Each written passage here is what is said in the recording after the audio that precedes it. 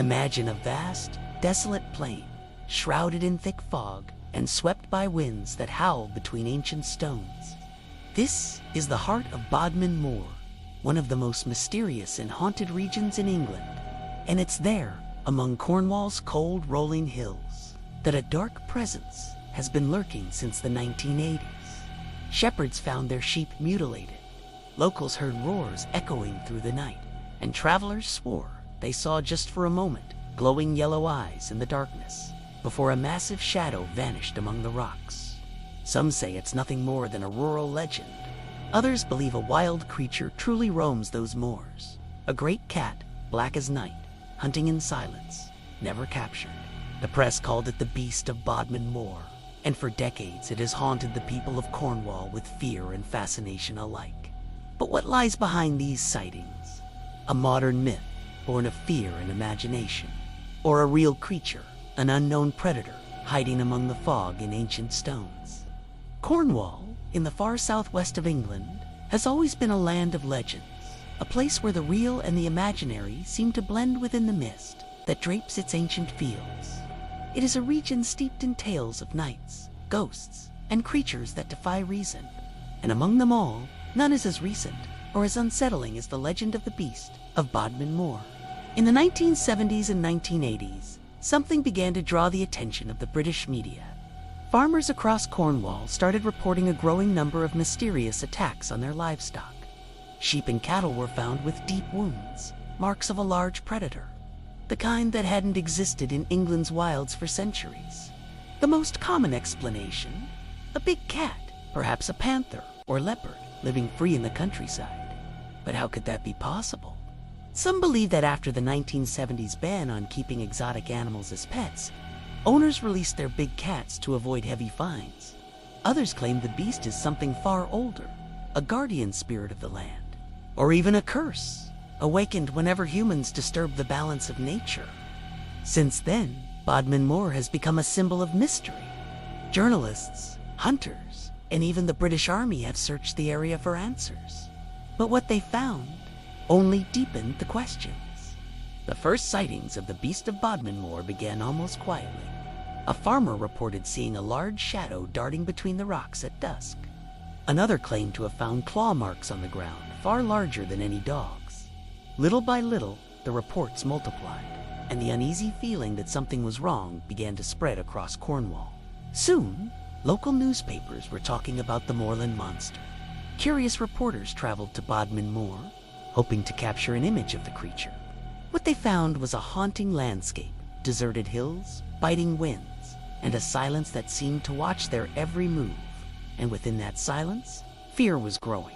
Residents swore they had seen a large black cat crossing the roads at night, agile, with a long tail like a panther's. Some drivers said the creature leaped into their headlights before vanishing into the fog. In 1983, a woman named Mary Arnold reported seeing the beast up close. She described glowing golden eyes and a deep roar that made her car shake. But what truly caught attention were the attacks. Hundreds of sheep were found dead under mysterious circumstances, broken necks, clean and precise wounds, and teeth marks that matched no known predator in the region. For the farmers, there was no doubt something was hunting in Bodmin Moor. In 1995, the British government even launched an official investigation. The report, known as the Bodmin Beast Report, concluded that there is no verifiable evidence of a large feline predator in Cornwall, but also couldn't fully deny the possibility. That ambiguity only fueled public fascination. Meanwhile, new evidence kept emerging. Blurry photographs showed large silhouettes moving through the mist. Recordings of deep growls echoed through the news, and enormous paw prints were discovered, identical in shape to those of leopards. Scientists tried to explain. Could they be oversized domestic cats?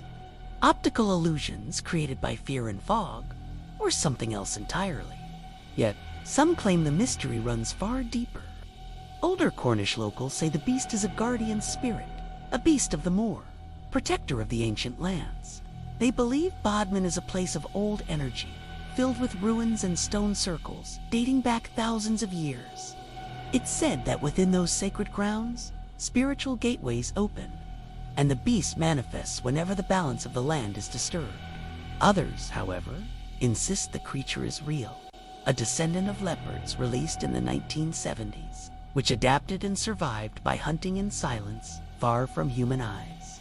They say it has learned to hide, to avoid traps and cameras, becoming a phantom made of flesh and shadow. And what's most intriguing is that sightings continue to this day. Year after year, new witnesses describe the same thing. A large black shadow gliding across the fields, glowing eyes reflecting in the dark, and the low growl that cuts through the wind. So what truly roams the moors of Cornwall? Is there really a panther living free in England's wild countryside? Or is the Beast of Bodmin Moor a reflection of our own primal fear, the fear of the unknown, of what hides in the mist when the sun disappears? As the years went by, the reports about the Beast of Bodmin Moor grew darker and more terrifying. One night in 1998, a driver crossing the road near Blisland told police that a giant panther had leaped onto the hood of his car. The windshield cracked, and when he got out, he found deep claw marks scored into the metal.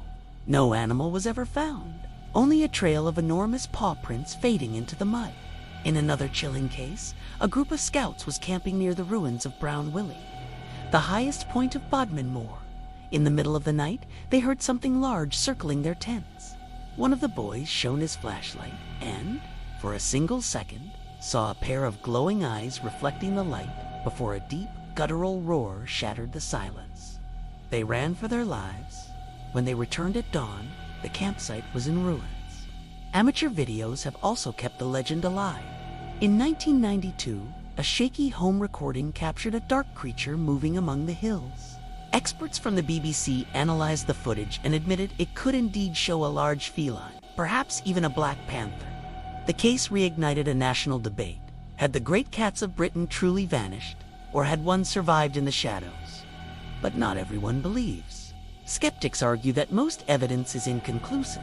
Footprints can be faked, growls can be edited, and the shadows glimpsed through the fog might just be deer dogs, or tricks of the mist. And yet something about Bodmin Moor defies every rational explanation. Visitors to the region speak of a presence watching from afar, a cold shiver down the spine with no reason at all.